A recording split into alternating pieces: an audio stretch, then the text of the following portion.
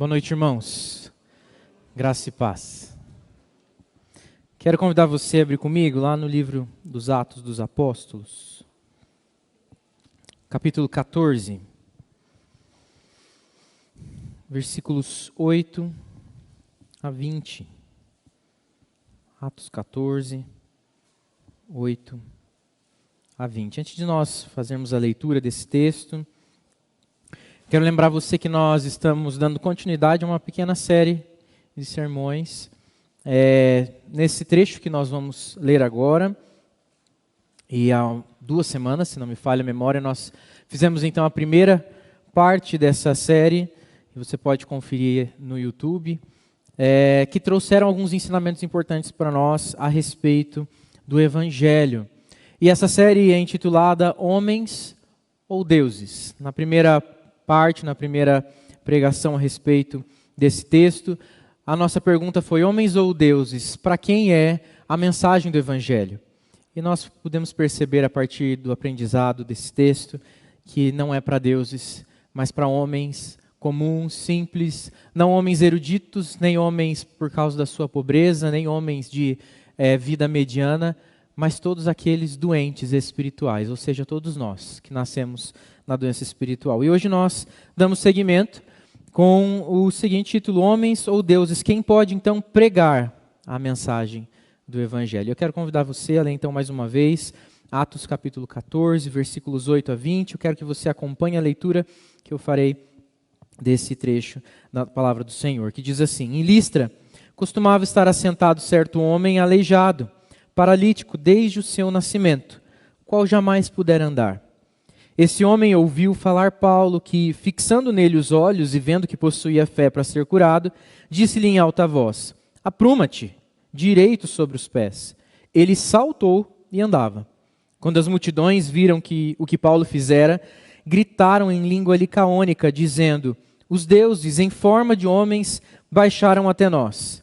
A Barnabé chamavam Júpiter e a Paulo Mercúrio, porque era este o principal portador da palavra. O sacerdote de Júpiter, cujo templo estava em frente da cidade, trazendo para junto das portas touros e grinaldas, queria sacrificar juntamente com as multidões. Porém, ouvindo isso, os apóstolos, Barnabé e Paulo, rasgando as suas vestes, saltaram para o meio da multidão, clamando: Senhores, por que fazeis isto? Nós também somos homens, como vós, sujeitos aos mesmos sentimentos. E vos anunciamos o Evangelho, para que dessas coisas vãs vos convertais ao Deus vivo, que fez o céu, a terra, o mar e tudo que neles há, o qual, nas gerações passadas, permitiu que todos os povos andassem nos seus próprios caminhos. Contudo, não se deixou ficar sem testemunho de si mesmo, fazendo o bem, dando-vos do céu chuvas e estações frutíferas, enchendo o vosso coração de fartura e de alegria. Dizendo isto, foi ainda com dificuldade que impediram as multidões de lhes oferecerem sacrifícios. Sobrevieram, porém, judeus de Antioquia e Icônio, e instigando as multidões e apedrejando a Paulo, arrastaram-no para fora da cidade, dando-o por morto. Rodeando-o, porém, os discípulos, levantou-se e entrou na cidade. No dia seguinte partiu com Barnabé para Derbe. Vamos orar mais uma vez? Deus querido, nós nos colocamos na sua presença, em continuação desse tempo de culto que oferecemos ao Senhor, e pedimos que nesse tempo de leitura e ministração da palavra, o Senhor fale conosco. Que o Senhor nos alimente com o verdadeiro alimento, alimento para a alma, que traz vida para todo o nosso corpo, e nos ensina tudo o que nós precisamos. Nos ajude, Senhor, a manter os olhos fixos em Ti, para que nós possamos viver debaixo da Tua vontade, do Teu amor, constantemente, ó Deus. Que o Evangelho não seja um evento histórico nas nossas vidas, mas um acontecimento diário na nossa jornada, enquanto nós estamos aqui. Que nós possamos ser lembrados pelo Evangelho constantemente daquilo que o Senhor pode ainda fazer em nós, na transformação, no aplanamento do caráter, na correção dos nossos caminhos tortuosos, para caminhos de justiça, paz e verdade e obediência ao Senhor. Tem misericórdia de nós, tem misericórdia de mim e usa a minha vida apesar de mim nessa noite, Pai, em nome de Jesus. Amém. Amém. Irmãos, eu quero lembrar você então da história que nos traz até aqui, até esse episódio de Paulo e Barnabé em Listra. Listra era uma cidade de uma região chamada Persídia, e eles estavam ali pregando na sua primeira empreitada missionária, a primeira viagem missionária que Paulo, Barnabé fazia, junto com alguns companheiros que os acompanhavam ali. Você pode observar que o texto sempre dá bastante destaque para Paulo e Barnabé, porque eles realmente lideravam essa cruzada evangelística que eles ali faziam, mas você pode observar que em alguns momentos, como o momento, por exemplo, em que Paulo é dado como morto, diz que os discípulos cercaram, ou seja, tinham mais pessoas que estavam ali junto com eles e os acompanhavam. A história começa lá no capítulo 13, essa viagem missionária, eles vão passando por diversas cidades. Uma delas é a cidade de Antioquia, e depois a cidade de Icônio, até que eles chegam na cidade de Listra, onde estão. Eles têm uma experiência parecida em Antioquia e em Icônio, onde eles falam da palavra, as pessoas dão atenção, aquilo chama atenção, incomoda os judeus que incitam o povo ou para expulsá-los ou até mesmo para apedrejá-los. E eles saem dessa cidade, e o texto inclusive fala que eles fazem isso sacudindo contra as pessoas a poeira dos seus pés, obedecendo aquilo que Jesus dizia, né? Onde você não encontra aquela recepção ao evangelho, sacuda a poeira dos seus pés e continua a tua jornada de pregação. E eles fizeram isso, até que foram parar nessa cidade chamada Listra. Saindo da cidade de Icônio, onde tinha um grupo de judeus, junto com algumas pessoas da cidade, que se revoltavam contra eles, e eles vão até Listra para pregar o evangelho. Chegando lá, eles se deparam com esse homem que costumeiramente se posicionava no local da cidade, um homem aleijado, paralítico desde o nascimento, que é curado. E eu quero me deter hoje não na história do paralítico, como nós fizemos na última pregação, mas o que acontece depois disso. Esse paralítico é curado. Paulo observa o seu comportamento e o Senhor fala ao coração de Paulo que esse homem tem fé para ser curado. E Paulo dá uma ordem. Se coloca de pé, fica direito. Se posicione direito. E esse homem salta e passa a andar. Ele é completamente curado da sua doença de nascença. O que acontece ali é que essas pessoas, olhando esse acontecimento, eles ficam maravilhados. Eles falam, isso é extraordinário. Isso é algo extremamente diferente mesmo. Nós nunca vimos nada assim, ou não lembramos de nenhum acontecimento que nos chamou tanta atenção. E eles fazem uma associação enganosa. Mas eles começam a olhar para Paulo e Barnabé e falam, esses homens não são homens comuns. Eles são deuses no meio de nós. Os deuses desceram no nosso meio. A gente precisa aqui lembrar e considerar o ambiente em que Paulo e Barnabé estavam. Uma cultura greco-romana, onde o paganismo ou a adoração também a vários deuses era extremamente comum. E eles tinham na sua crença, na crença da cultura greco-romana, que os deuses de tempo em tempo podiam se manifestar. Podiam tomar forma de um animal, tomar forma de um homem, de alguma coisa para se comunicar com os humanos. E eles, enquanto estavam na terra, podiam fazer maravilhas. Se você lembra bem comigo aí uma história clássica, a história de um herói, um semideus da cultura greco-romana, Hércules. Lembra? Tem desenho, tem série, tem de tudo, aí tem filmes, né? Falando desse personagem Hércules, que faz parte dessa mitologia, a mitologia greco-romana. A história de Hércules, ela não é importante para nós, mas só para a gente entender esse contexto aí cultural, ela fala que ele é filho de um deus com uma humana, e por isso ele é um semideus. Então eles acreditam que Zeus, um deus da cultura grega principalmente, desceu na terra em forma humana, se relacionou com uma mulher humana e teve esse filho que é um semideus. Então eles acreditavam que isso podia acontecer, os deuses se manifestarem no meio deles em forma humana e temporária. Existem algumas histórias que dizem que, por exemplo, Zeus se manifestou em forma de um touro, e porque ele se apaixonou por uma mulher para poder encantá-la. Então eles entendiam que isso podia acontecer. E eles olham para Paulo e Barnabé fazendo um sinal maravilhoso de curar um homem conhecido da cidade, que costumava ficar no mesmo ponto, sempre paralítico, nunca andou, depois de tanto tempo, de repente, passou a andar diante dos olhos de todos, com uma ordem, com uma palavra que Paulo fala.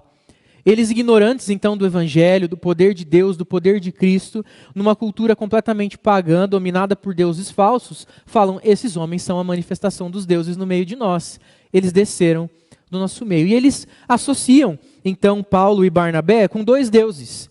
O primeiro deles é o deus Mercúrio, o deus Júpiter, que é equivalente na cultura grega a Zeus, que talvez seja uma figura mais conhecida para nós. Aquele cidadão, deus dos deuses, o rei dos deuses, né? O dono do Olimpo, que está sempre com um raio na mão e joga raios, que é o mais poderoso dos deuses nessa mitologia. Eles associam então a Barnabé com Mercúrio, o deus maioral de todos, o deus do dia, do trovão, na cultura deles. E associam Paulo com um outro deus, chamado Mercúrio, que é equivalente ao deus Hermes. Talvez você já tenha visto esse deus quando em alguns comércios, alguns tipos de negócios, colocam lá a figura, por exemplo, de um capacete com asas. Ou talvez aquele deus que você já viu em algum desenho, algum filme, alguma literatura, que tem asas nos pés e asas na cabeça. Esse é Hermes. Hermes é um deus da mitologia grega que era mensageiro de Zeus. E era equivalente aí à figura de Mercúrio. Então, o mensageiro de Júpiter era aquele que era o porta-voz. Quando Júpiter precisava falar alguma coisa com os humanos, eles acreditavam que ele mandava Hermes levar o recado. Então, eles olham para Paulo e Barnabé e dizem, um deles é Júpiter, o outro é Hermes. Paulo, eles associam a Hermes, né, a Mercúrio, porque eles falam, ele é quem prega, ele que tem a palavra, ele que fala em nome. E é interessante porque Barnabé, talvez você concorde comigo, que sempre é uma figura que aparece quase que em segundo plano. Ele está sempre junto com alguém mais importante, né? E não se fala de Barnabé com tanta efusão aí na palavra de Deus, como fala de Paulo, por exemplo, que está junto com ele nas histórias. A gente vê Barnabé aparecendo por um trecho e de repente ele até desaparece. Mas Barnabé foi um homem importante, foi um homem que discipulou, por exemplo, João Marcos, ali cuidou de João Marcos em um período difícil, em que até ele e Paulo entram em desacordo por uma série de coisas em relação a João Marcos, mas Barnabé ali tem uma figura imponente para eles. Eles olham para Barnabé e associam a alguém com certa autoridade, com presença, que mesmo silencioso faz parte daquela grandiosidade. E Paulo como um mensageiro que fala com eloquência de algumas coisas, mas que atuam de maneira divina. Eles falam e milagres acontecem. E aí a Bíblia fala para nós aqui no versículo 11, que eles falam na língua local, a língua licaônica. Era a língua daquela região que se falava ali na região de Listra, e que provavelmente Paulo e Barnabé não compreendiam. Embora Paulo mesmo fosse um homem muito culto, eles deviam falar a língua grega, que era a língua corrente, mas não falavam a língua licaônica. Então, eles falam em outra língua. E esses homens aqui são deuses, vamos sacrificar para eles, vamos fazer homenagens, festas, vamos reverenciá-los como deuses. E eles começam um grande movimento. A prática de adoração ao deus Júpiter era comum, porque existia um templo de Júpiter na porta da cidade de Listra. Então eles já estavam acostumados a fazer as cerimônias. Existia também esse sacerdote de Júpiter, e que ele mobiliza todas as coisas para que isso acontecesse. Então eles pegam touros com grinaldas, com enfeites, para fazer essa passeata, essa homenagem, essa procissão até o templo, e homenagear Paulo e Barnabé. Deuses no meio dos homens. Seres divinos que se apresentaram no meio dos homens. É assim que eles olham. E eu fico imaginando Paulo e Barnabé como aquelas pessoas assim, olhando, um pouco perdidas, vendo uma movimentação diferente, mas custando entender o que está acontecendo. E aí, de repente, parece que eles percebem que estão envolvidos no meio dessa movimentação. Parece que eu consigo imaginar aqui na minha criatividade essa festa sendo preparada, as grinaldas sendo montadas com flores, com ramos, os touros sendo adornados, as pessoas se posicionando nas ruas, e de repente alguém chega para Paulo e Barnabé e fala, vem, sobe aqui nessa liteira, sobe aqui nessa cadeira que a gente vai te elevar, nós vamos levar vocês. E eles percebem, opa, todo esse movimento é por causa da gente. Eles estavam conversando na língua deles, nós não entendemos, mas esse movimento todo é por causa da gente. E eles se incomodam profundamente. O texto fala para nós que eles rasgam as suas roupas. E rasgar as roupas é um símbolo muito forte de luto, de dor profunda, de incômodo muito grande. E eles fazem isso, eles rasgam as suas roupas para dizer, não, nós não somos nada extraordinários, parem com isso agora. E me chama muito a atenção a fala que eles têm para aquelas pessoas. Senhores, por que fazer isso? Versículo 15. Nós também somos homens como vós, sujeitos ao mesmo sentimento, aos mesmos sentimentos. Eles estão ali iludidos a respeito de Paulo e de Barnabé, e eles lembram, não, nós não somos deuses, nós somos como vós. A nossa pergunta da noite é, quem pode pregar o evangelho? Homens ou deuses? É fácil a gente pensar, muitas vezes, que a pregação do evangelho está destinada às pessoas muito especiais. Não é incomum a gente olhar com um olhar heróico, quando a gente vê um missionário trazendo um testemunho daquilo que ele fez no campo, fotos de pessoas, crianças, jovens, adultos, situações adversas, perseguição. E eu ouso dizer que às vezes muitos missionários aproveitam dessa circunstância para partir para o lado emocional e impactar com imagens que sejam mais fortes, com histórias que tragam algum envolvimento, porque sabem que a igreja tende a se envolver com isso e olhar, nossa, eles são como heróis de guerra, sobreviventes, foram para o campo e voltaram. Às vezes a gente olha para as pessoas e pensa que a pregação do evangelho é para o pastor, que teve a formação lá de 4 anos, a teologia, está estudando, estuda toda semana. Puxa, a gente pergunta as coisas para ele, parece que ele tem sempre a resposta na ponta da língua, parece que ele sabe tanto, eu nunca vou alcançar esse conhecimento. Talvez seja então para aqueles que receberam um chamado específico, Deus falou com eles numa grande conferência, ou um pregador, ou uma voz do além, eles sonharam com um país, viram uma bandeira flamulando e falaram, é esse lugar que eu vou, Deus me chamou. Essas pessoas sim são destinadas a pregar o evangelho. A gente gosta de endeusar os pregadores e notar o quanto eles se tornam famosos e falar que nós lemos os livros deles e dizer, olha que presença importante que vai estar aqui, ali, puxa, não posso perder, o fulano está pregando na cidade, eu preciso ir na igreja que for, o dia que for, o horário que for, porque eu não posso perder o fulano pregando. A gente gasta o nosso tempo falando qual é o último livro lançado por esse pregador que a gente acha tão interessante, tão importante, tão bonito. A gente gosta de exaltar os pregadores midiáticos e fazer a manutenção da fama deles, para que eles se tornem cada vez mais falados. Porque a gente precisa lembrar o quanto eles são diferentes de nós, mais importantes, mais inteligentes, mais sábios. Eles sim podem pregar o evangelho. Eles sim são diferenciados. Talvez a gente jamais diga que eles são deuses. A gente não chegaria a tanto. Mas no nosso coração, no nosso olhar, a gente trata essas pessoas como se elas fossem realmente sobre-humanas. Afinal, quem não quer um pastor que nunca falha? Quem não quer olhar para o seu pastor e pensar, não, ele sabe tudo, pode perguntar, vai lá, conversa com o meu pastor sabe te responder essa dúvida. Eu não sei, mas o meu pastor sabe. A gente gosta de ter a certeza que o nosso pastor não vai falhar, até porque se ele falhar, como que ele vai me ajudar? Ele não pode ser muito humano. Quanto menos humano, melhor. Nós endeusamos as pessoas que a gente vê geralmente pregando o evangelho e nos separamos dessas imagens, dessas figuras. Não é para nós, é para eles. Esses diferentes, importantes, especiais, deuses no meio dos homens. A gente não tem uma cultura greco-romana, a gente não tem referenciais de um panteão, a gente não tem referenciais de deuses pagãos, mas a gente acaba criando os nossos ídolos também. A gente cria as nossas imagens, as nossas esculturas e os templos onde a gente adora pessoas e não a Deus. E isso é um misto. Isso mostra para a gente que a gente não tem a visão correta sobre essas pessoas, mas que também no nosso coração a gente quer se distanciar cada vez mais desse trabalho, dessa missão, desse empenho. Puxa, se eu for pregar o evangelho eu vou ter que estudar mais. Puxa, se eu tiver que falar de Jesus e me expor, alguém vai fazer uma pergunta e se eu não souber responder... Eu não quero isso não. Eu prefiro falar para essa pessoa, procurar alguém que sabe mais do que eu. Ou melhor, eu ficar quietinho o máximo possível. Se alguém perguntar, eu falo, eu vou na igreja, vai comigo, lá eles vão resolver para você.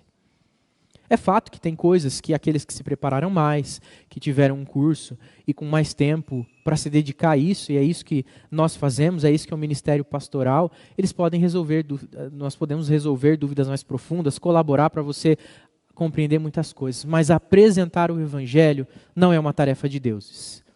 Apresentar a salvação e a boa nova de que Cristo Jesus é o único caminho de salvação para todo aquele que está perdido é uma tarefa de homens. Homens e mulheres comuns que já conheceram o evangelho, foram transformados, alcançados pela graça de Jesus, são todos chamados a pregar o Evangelho. Não é uma tarefa para deuses no meio dos homens, mas para homens chamados por um único Deus, para pregar no meio daqueles que estão perdidos. Quando a gente olha então para essa narrativa e vê essa história, a gente começa a perceber isso. Somos homens como vós, Paulo e Barnabé disseram, sujeitos aos mesmos sentimentos. Não somos tão diferentes.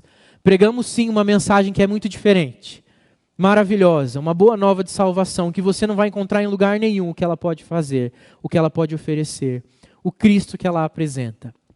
Mas nós somos só porta-vozes, homens como vocês.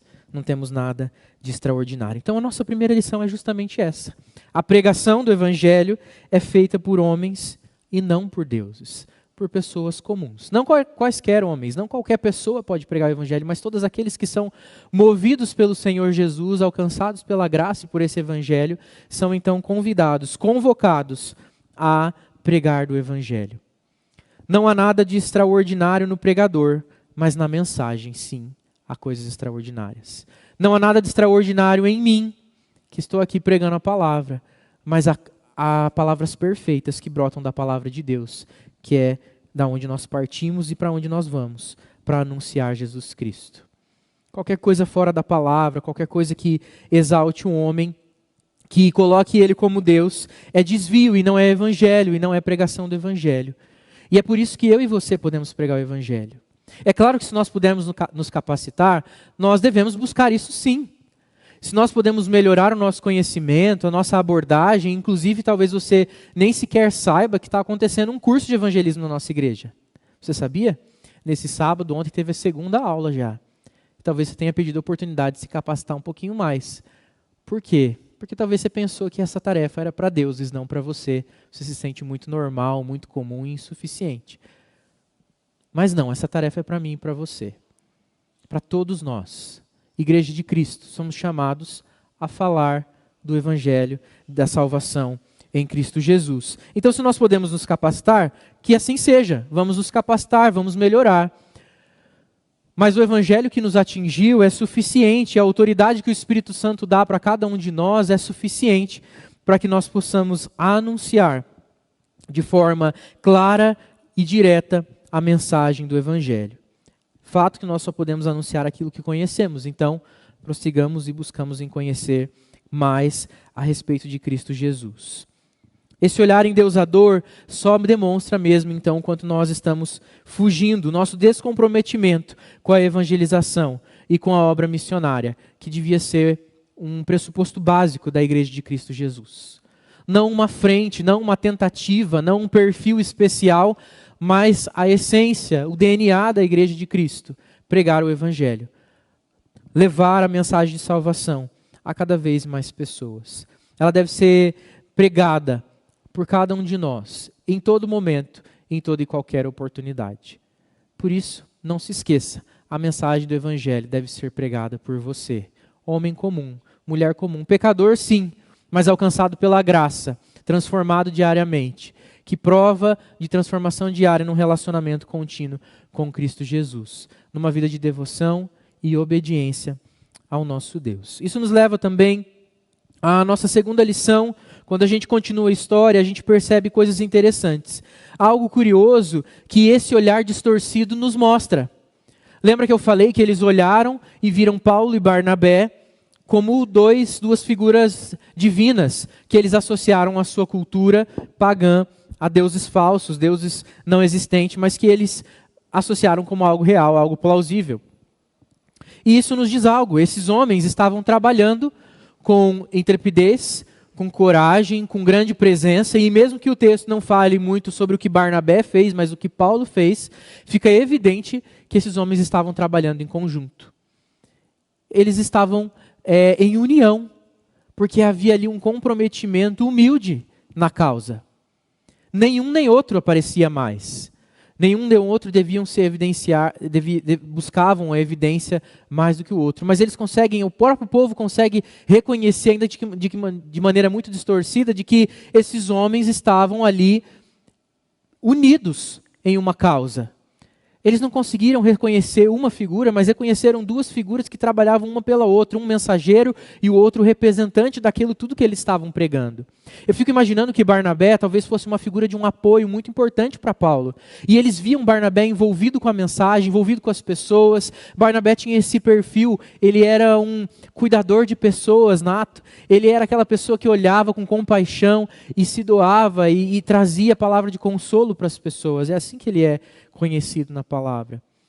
Paulo era o pregador eloquente que falava realmente com grande habilidade, com grande autoridade, chamado para Deus para isso, para pegar aos judeus, mas principalmente aos gentios. Ele falava isso com grande força. Eles estavam juntos, comprometidos com essa mesma causa. Isso salta aos olhos do povo de Listra. Isso chama a atenção deles, de que esses homens trabalhavam unidos. Mas ainda fica mais claro para a gente o coração de Paulo e de Barnabé, quando nós vimos que eles não trazem para si a figura que é dada. Eles não fazem proveito daquilo que é confiado a eles como uma oportunidade de ser glorificado, de ser elevado, de ser exaltado, reconhecido. Puxa vida, essa cidade inteira está se mobilizando para dizer que nós somos deuses. Esse é o nosso momento de brilhar. Esse é o nosso momento, então, de dizer, realmente, nós somos conhecedores da palavra, nós trouxemos coisas maravilhosas aqui para vocês, vocês deviam mesmo fazer passeatas para nós, sacrifícios ou qualquer outra coisa. Desconfie de pregadores que se exaltam. Se por um lado, às vezes a gente olha para essas pessoas com um olhar heróico, tem muitos pregadores, líderes, missionários, pastores, pessoas que estão envolvidas diretamente com a pregação do Evangelho, com a vida de tempo integral com o Evangelho, que se colocam nessa posição e que querem que as pessoas fortaleçam isso. Cuidado com as citações que levam o nome embaixo, com as fotos de efeito, com aqueles extremamente preocupados com as redes sociais, se estão recebendo um número grande de curtidas, não para falar do Evangelho, mas para que o seu nome seja dito. Cuidado com aqueles que estão desesperados para falar cada vez mais nas conferências, para que o seu nome seja mais lembrado do que o nome de Cristo. Cuidado com aqueles líderes locais, eu não estou falando só dos super conhecidos, dos figurões das redes sociais. Cuidado com os líderes locais, das igrejas locais, que se tornam famosos locais, que se tornam as estrelas dentro da igreja, os pastores intocáveis, os líderes arrogantes,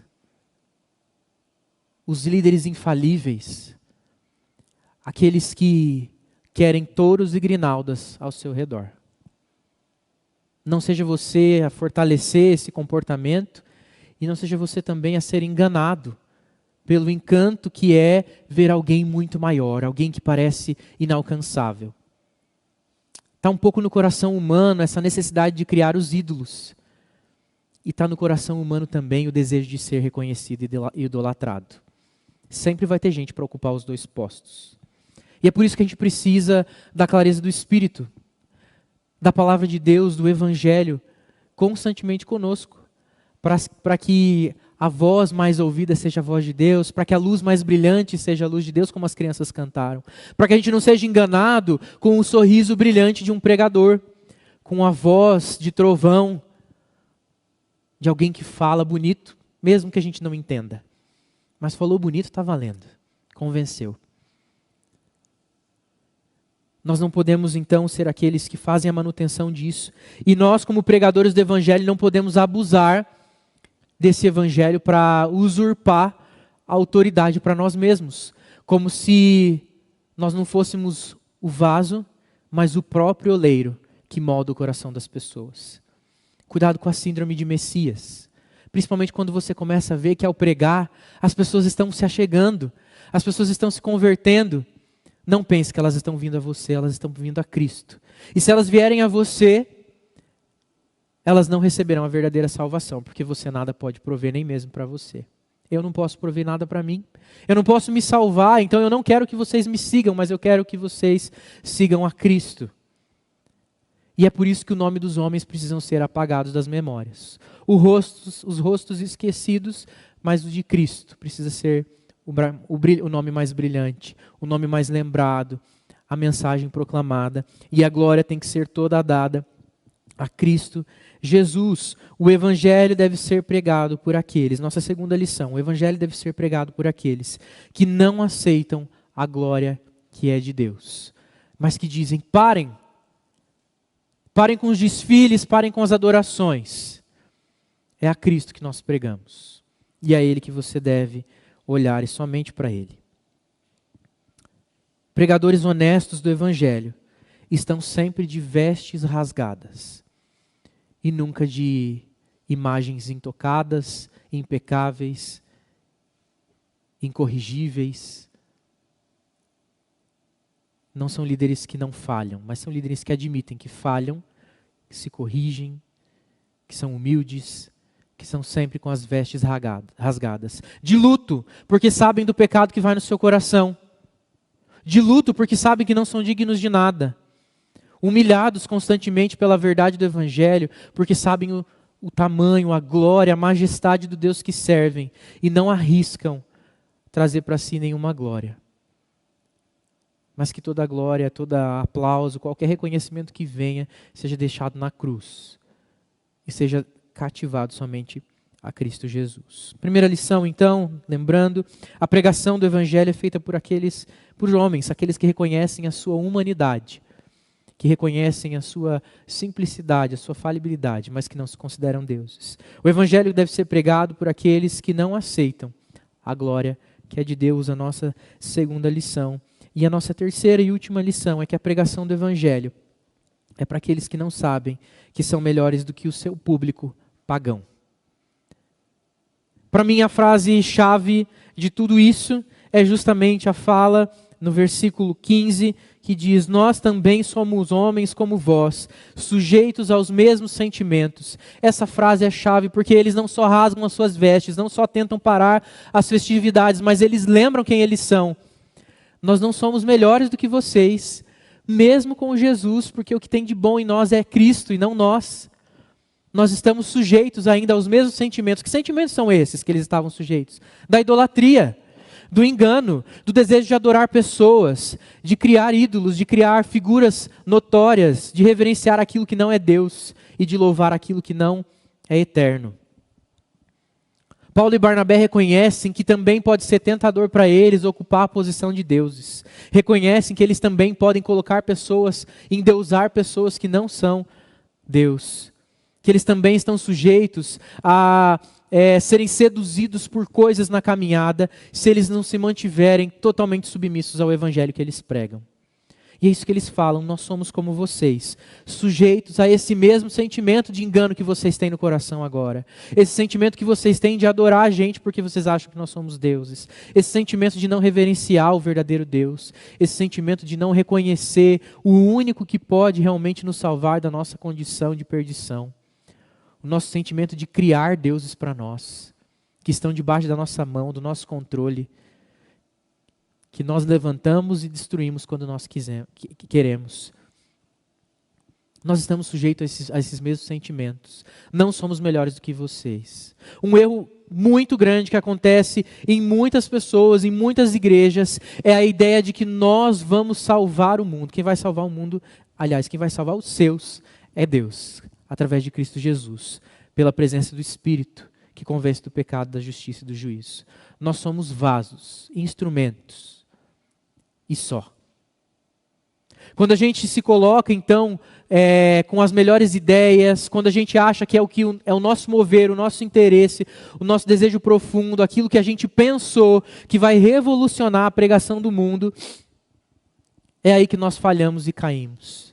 Quando nós pensamos, então, que nós vamos levar uma mensagem para um público pobrezinho, coitadinho deles, puxa vida, se não fosse a gente vir aqui falar do Evangelho, se não fosse a gente, com toda a nossa beleza e espiritualidade incomparável, essas pessoas estavam perdidas. Quando nós devíamos, na verdade, nos mover em direção aos perdidos, lembrando, somos perdidos também, precisamos também do Evangelho. Fomos resgatados, sim, já pertencemos ao Senhor e isso não pode ser desfeito. Mas precisamos continuar cativos ao Evangelho. Estamos sujeitos à impiedade contínua, ao desconsiderar Deus em todas as coisas, e mesmo conhecendo o verdadeiro Evangelho, viver uma vida impiedosa, debaixo do nosso próprio comando, servindo aos nossos próprios prazeres e ainda pregando com arrogância, como se a salvação viesse de nós. Os pregadores da palavra, os verdadeiros pregadores do Evangelho, são aqueles que sabem que não são melhores do que o seu público-alvo, porque também carecem de Cristo Jesus. Também estavam perdidos, também estavam condenados. Hoje pela manhã nós falávamos na escola bíblica dessa dificuldade que nós temos de entender, né, porque a gente tem essa sensação de que, puxa, se Deus não salvar todo mundo, se Deus não alcançar todo mundo, se Deus não transformar todo mundo, Ele vai estar sendo injusto. Mas isso não é verdade. Aqueles que por algum motivo não recebem a salvação, têm o coração endurecido para o Evangelho, eles não são injustiçados por Deus. Porque a justiça de Deus se faz quando Ele castiga e dá a sentença de morte a todo aquele que nasce em pecado. Ou seja, todo mundo. Na verdade, nós recebemos de Deus graça, favor imerecido. E nós devemos louvar a Ele com grande alegria por estarmos aqui. Eu e você não merecíamos isso. Continuamos não merecendo, na verdade. Não merecemos ainda essa graça. É presente. Nós nascemos para a morte, para a condenação, porque nascemos em pecado. Por causa lá dos nossos pais, Adão e Eva, que pecaram antes de nós, herdamos o pecado. Aqueles que são salvos são presenteados. A justiça de Deus se faz na condenação de todo aquele que permanece pecador. É difícil para nós entendermos isso, mas é a verdade. É a verdade. E é por isso que a gente não pode olhar com arrogância para aquele que está perdido, porque eu e você também merecemos a condenação. É só o que nós merecemos. Então, se você está aqui, tendo a rica oportunidade, a alegria de comigo compartilhar desse tempo de ouvir da palavra de Deus, de ser ministrado, ser ensinado pelo Evangelho de Deus, é graça. Você não merece, eu não mereço. Nós não somos melhores por causa disso. A pregação vem de lábios humildes, de lábios humildes. A pregação vem de pessoas que não desejam glória, mas que rasgam as suas vestes todos os dias pelo pecado que tem no seu coração e se rendem ao Evangelho constantemente. A pregação da palavra só pode habitar os lábios daqueles que não se acham deuses, mas que sabem que são humanos, pequenos, insuficientes, mas ainda assim feitos instrumentos privilegiados por pregar, ter a oportunidade de carregar a mensagem de vida e vida eterna. Hoje pela manhã também nós lembramos que mesmo aqueles que não são alcançados por alguma barreira física, geográfica pelo Evangelho, eles não ouvem de um anjo, não aparece um anjo para pregar para eles. Sabe por quê? Porque a palavra de Deus diz para nós que os anjos quiseram a tarefa, mas o Senhor confiou a tarefa da pregação aos homens. Isso deve soar para nós como um grande privilégio. O Senhor confiou a nós esse grande privilégio e missão e deve nos incomodar, nos mover. Se você sai daqui sem o mínimo incômodo de não estar sendo um pregador do Evangelho, ore, clame desesperadamente a Deus para que Ele te dê um coração de carne e te incomode mesmo a pregar o Evangelho em tempo e fora de tempo. Você é chamado nessa noite, nós somos chamados nessa noite a pregarmos o Evangelho de Deus. Não para trazer glória para nós, não porque somos deuses, porque somos especiais, porque somos diferenciados, não porque somos melhor do que aqueles que ainda não ouviram, mas porque um Deus gracioso nos alcançou e nos confiou essa maravilhosa missão de levar vida. Pare de desperdiçar o seu tempo com aquilo que não é pão, com aquilo que não é eterno, com aquilo que não é verdadeiramente bom. Invista a sua vida, o seu tempo, na pregação do Evangelho, na salvação dos perdidos, no trabalho missionário, que é um trabalho que deve ser um esforço da Igreja de Cristo espalhada por toda a terra. Que o Senhor Deus nos ajude, nos oriente e nos abençoe, que essa palavra continue a falar conosco. Eu quero orar com você, mais uma vez, pedindo o favor de Deus, e eu convido você a orar junto comigo, ainda que silenciosamente, no seu lugar, clamando para que o Senhor também o encoraje a pregar do Evangelho. Que Ele tire de você a vergonha, a timidez, que Ele tire de você a covardia, que Ele tire de você a mentira de que você não está pronto, mas que Ele lembre você que pregar o Evangelho não é contar a sua história, mas é contar a história de Cristo, contar o verdadeiro Evangelho. Que Ele Fale conosco para que nós busquemos e conheçamos cada vez mais dessa palavra que nós devemos pregar aos perdidos. Vamos orar? Pai querido, obrigado porque o Senhor um dia nos alcançou com essa graça maravilhosa. Nos tirou, Deus, do inferno, do império das trevas e nos trouxe para o reino do Filho do seu amor, nos trouxe para pertencermos a Cristo Jesus, nos tirou, Deus, do abismo profundo de morte eterna, sofrimento eterno, e nos trouxe para uma vida abundante com Cristo. O Senhor nos permite provar disso não só em um momento da nossa vida, quando nós nos damos conta que fomos chamados então para sermos de Cristo, mas o Senhor pode ministrar e anseia por se relacionar conosco, para ministrar diário e constantemente sobre as nossas vidas dessa graça, desse Evangelho que transforma todo o nosso ser, toda a nossa vida, e que nos convida a partilhar desse presente maravilhoso com aqueles que ainda não conhecem. Que esse Evangelho humilhe mesmo o nosso coração, nos lembrando que nós não temos nada especial em nós mesmos para sermos pregadores, mas que o Senhor é em nós, e por causa do Senhor em nós, por causa do Espírito Santo em nós podemos pregar com ousadia, convicção, intrepidez, com coragem, com autoridade, sabendo que falamos da verdade. Verdade que não muda, verdade que não perece, verdade que não se desfaz, que não perde a força ao longo do tempo, mas verdade que é plena e real. E que nós podemos pregar então com tranquilidade, porque não falamos daquilo que nós fazemos, mas daquilo que o Deus eterno e verdadeiro faz, e que não se desfaz com nada. Não tem nada que possa desfazer o seu amor, não tem nada que possa desfazer o sacrifício de Cristo, não tem nada que possa desfazer a salvação que nos alcançou. Por isso nós devemos então partilhar essa salvação com outras pessoas. Nos ajuda, ó Deus, a vencer a vergonha, o medo, a falsa afirmação de que nós não temos a capacidade, a condição, mas que ao lermos a palavra todos os dias podemos estar abastecidos para compartilhar do Evangelho, da Boa Nova de Salvação, para que mais pessoas sejam adicionadas à sua igreja, e na sua igreja elas possam ser edificadas e crescer em fé, e serem instruídas na profundidade do conhecimento de Cristo. Abençoa, Deus, a nossa igreja, para que ela seja uma igreja evangelizadora, movida ao trabalho missionário, uma igreja que tem compaixão pelos perdidos e que vive em humildade e humilhação diante do Senhor, reconhecendo que também precisa constantemente rasgar as suas vestes, porque somos sujeitos aos mesmos sentimentos daqueles que estão perdidos, se nós estivermos debaixo do Evangelho.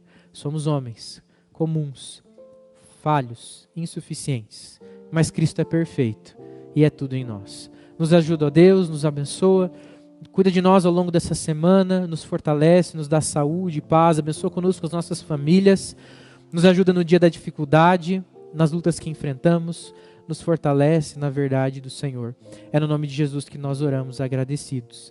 Amém. Que a maravilhosa graça de Cristo Jesus, o amor de Deus, o Pai, a comunhão, a consolação do Espírito Santo, seja com cada um de nós e com todo o povo de Deus espalhado por toda a terra, hoje e sempre. Amém.